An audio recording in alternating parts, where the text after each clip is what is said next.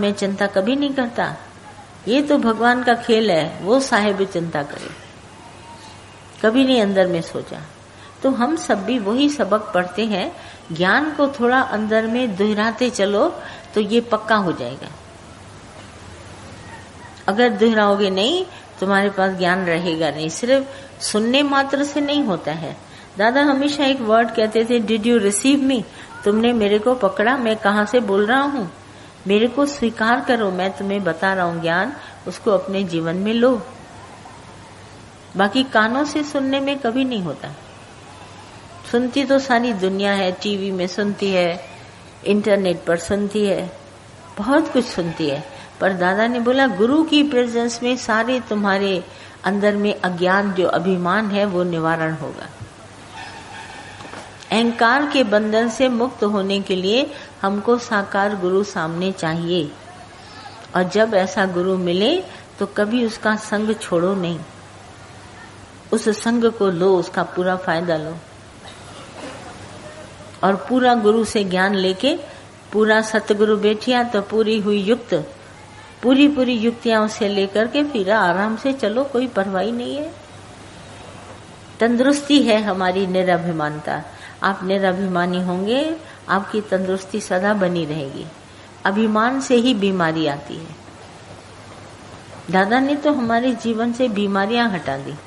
लोग बीमारियों के संत साधु इलाज बताते हैं, मैंने कहा इलाज किसका बताता है जो बीमारी नहीं है। बीमारी का घर है अभिमान। एक अहंकार से इतनी बीमारियां जीवन में आती हैं। अहंकारी बीमारी रहते हैं, सारा दिन ब्लड प्रेशर लेता है, शुगर की गोलियां खाता है, कहीं ना कहीं उसको दर्द होता रहता है शरीर में, और इधर कुछ बात नहीं होती। ज्ञान लो, सीधा आराम से चलो लेफ्ट राइट करके, कभी बीमारी नहीं आएगी। दुखी न आवे नेड़े, दुखी हमारे को नहीं आते। प्रभु के सिमरन सर्व सुख होवत, प्रभु का सिमरन साध के संग, उपजे चाह साध के संग। साधुओं का संग बहुत जरूरी है, ये संग बहुत इम्पोर्टेंट है। जब भी आपको मिले कभी न छोड़ना, कुछ हमारा भला ही होगा जब संग करेंगे। इंच इंच करके भी बढ़ेंगे तो भी मंजिल तक पहुंचेंगे। ये संगत बहुत जरूरी है, और तकदीर से मिलती है। भागन सा मिलो थई संतन जो मेलो, बुद्धि वठ वचन खे ॿुधण जो थई वेलो। पखी संत साधु मिरई ज़ात हिकरी, रहन ॾींहं ॿ टे या रहन रात हिकरी। सुभाणे ई वञनि या सुबुह जो सवेल, बुद्धि वठ वचन खे ॿुधण जो थई वेलो। सुनने का हमारा समय है, हम सुने। पक्षी और संत साधु बात एक ही। आज जाए कल जाए सवेरे, किसी को भी कोई भरोसा नहीं है। और जब तुमको समय मिले तुम सुनो, तब तुम्हारे को ये ज्ञान आएगा।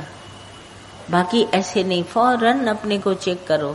अहंकार हमारी जड़ है बंधन का। बंधन का हेतु है मेरा जीव भाव का अभिमान, बांध देता है। मैं नहीं होंगी तो शून्य दुनिया नहीं होगी क्या?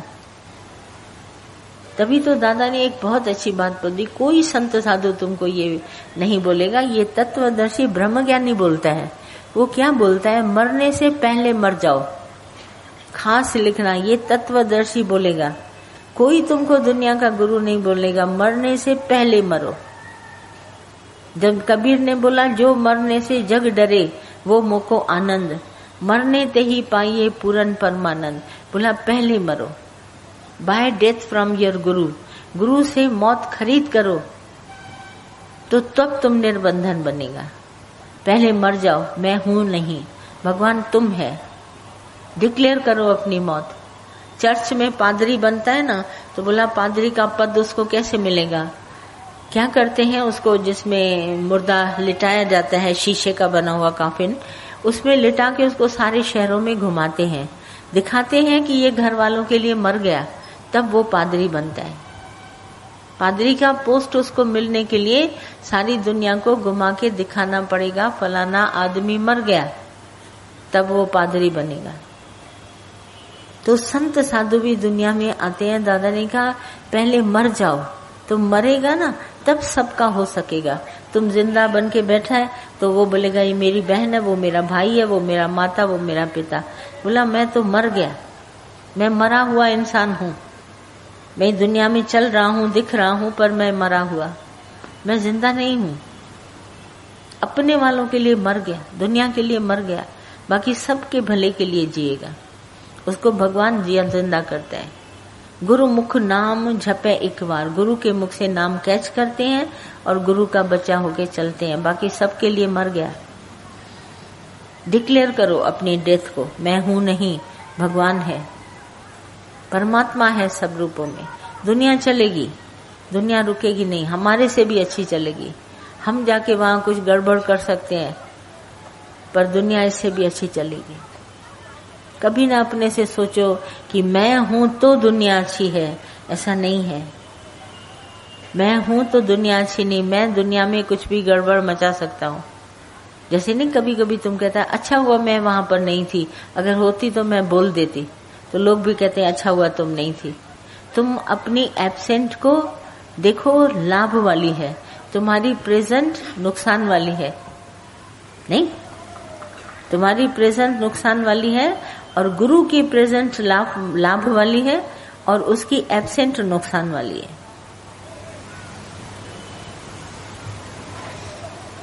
है कि नहीं?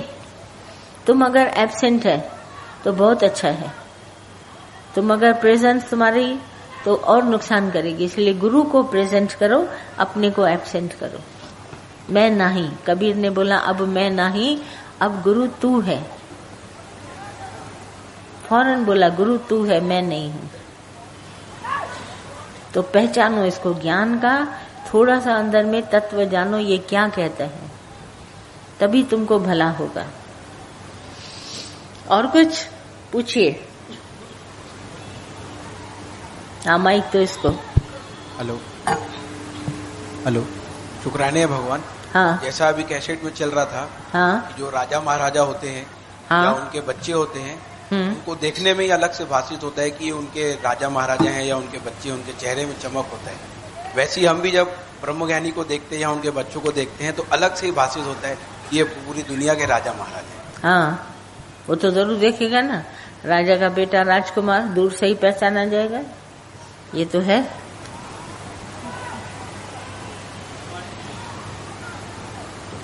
बोलो। जैसे एज बढ़ती जाती है, जनरली ऐसे देखा है कि आदमी फंसता जाता है मोह जाल में, माया जाल में, अहंकार में, बिल्कुल फंसता जाता है, एकदम फंसता जाता है। जैसे उम्र बढ़ती जाती है तो उसके फंदे बढ़ते जाते हैं। फंसता क्यों है? माया जाल में क्यों फंसता है? जरूर कुछ तो उसको होगा ना। वो समझता है ये सब कुछ मेरा है, मैं बड़ा हूँ घर का, मैं ही संभालूंगा। हाँ, तो मालूम है ना कि बड़े बनते हो और अपने को फंसाने की कोशिश करते हो। अगर दूर हटते हो तो तुमको एक बड़ा अफसोस होता है कि मैं अगर दूर हूँगा तो मुझे तो कोई पूछेगा भी नहीं। यही बात है। हाँ, है ना, कि बीच बीच में घुस के बैठने की आदत हो जाती है कि बैठूंगा, थोड़ा बहुत काम ऐसा करूंगा, लोग मुझे प्यार देंगे, और अगर मैं बिल्कुल किनारा करता हूँ ये लोग तो पूछेंगे भी नहीं। तो अपनी इज्जत कराने के लिए हम बीच में जाते हैं। हम कहीं भी मैं अरे बड़ा भाई आ रहा है, चुप करो चुप करो, और वो भी अपने को समझेगा मैं भी कुछ हूं। तो हर इंसान को चाहिए अपनी इज्जत, इसके लिए वो सारे कर्म करते हैं, अपनी इज्जत के लिए झुकता भी है, सब कर्म करते हैं। पर कभी पूछो ये बाहर की इज्जत कब तक, कितना सुख देती है मन को बाहर की इज्जत। तुम कर्म ऐसा करो जो इज्जत तुम अपने आप को दो। जैसे तुम झूठ, ठगी, चोरी, पाप न करो तो तुम अपनी नजर में कितने ऊंचे हो जाओगे, है ना। तो ये इज्जत अपने आप को दो, ऐसा कोई कर्म ही न करो जो हम अपने आप को दूसरों के आगे गिल्ट फील करें, अपमानित अपने को जाने, हमने कुछ किया ही नहीं, उठ के खड़े हो जाओ, वो ज्यादा अच्छा। ये तो अज्ञानता संसार में जितनी देखोगे, बात करोगे, उतनी तुमको दिखेगी।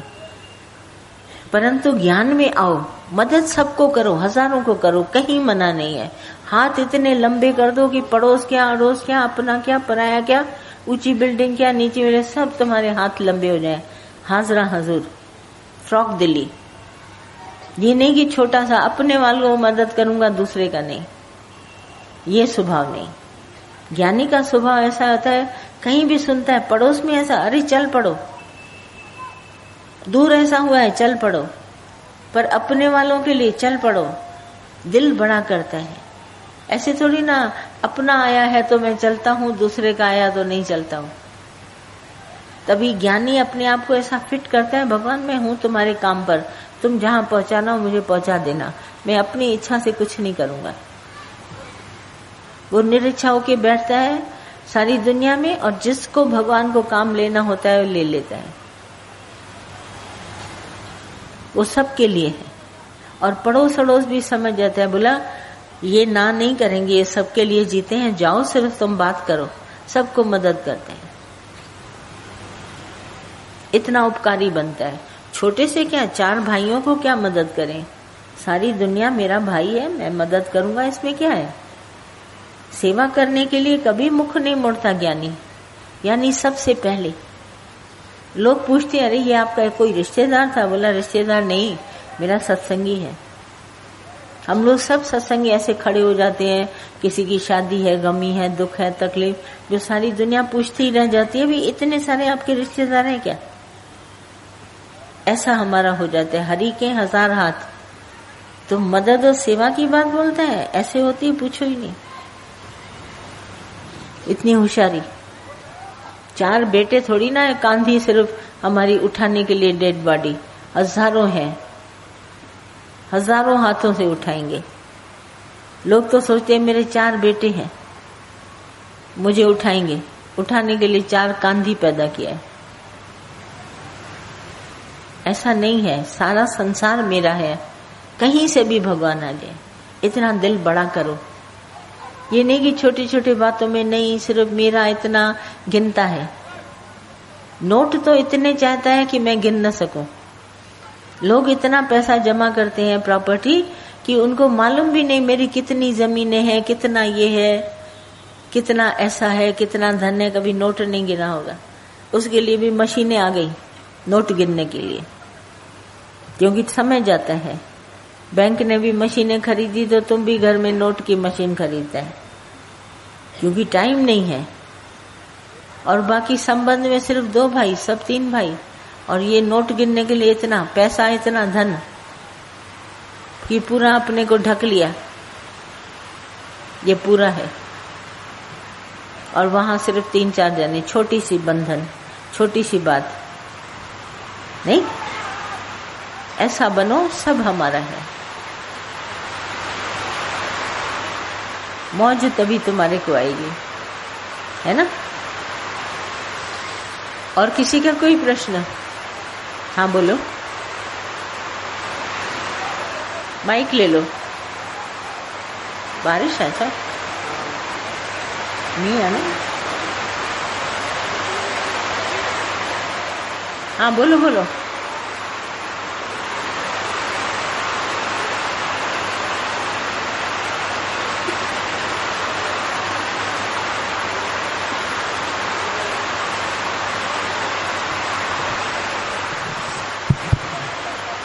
संसार में रहते हैं, विराट के बोला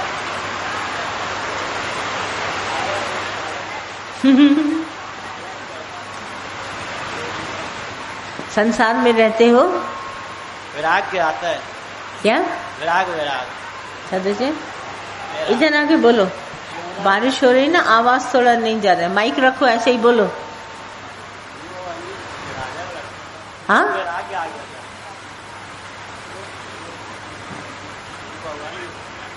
विराग राजा को लड़कों को विराग आ जाता। वैराग आ जाता है? कैसे वैराग आ जाता है? रूठते हो दुनिया से कि वैराग आ जाता है? कभी कभी औरत से रूठ जाते हैं ना तो लगता है बड़ा वैराग आ गया इसको, तुम रूठने को वैराग कहते हैं, ऐसा? वैराग समझते हो क्या होता है? जब हृदय में न किसी से प्रीत हो, न किसी से द्वेष हो, साफ हृदय, वैराग बड़ा निर्दोष होता है। और बिल्कुल साफ हृदय जब होता है तब कहते हैं वैरागी। और राग द्वेष दोनों न हो, नाइदर अटैचमेंट ना डिटैचमेंट। हम किसी से डिटैच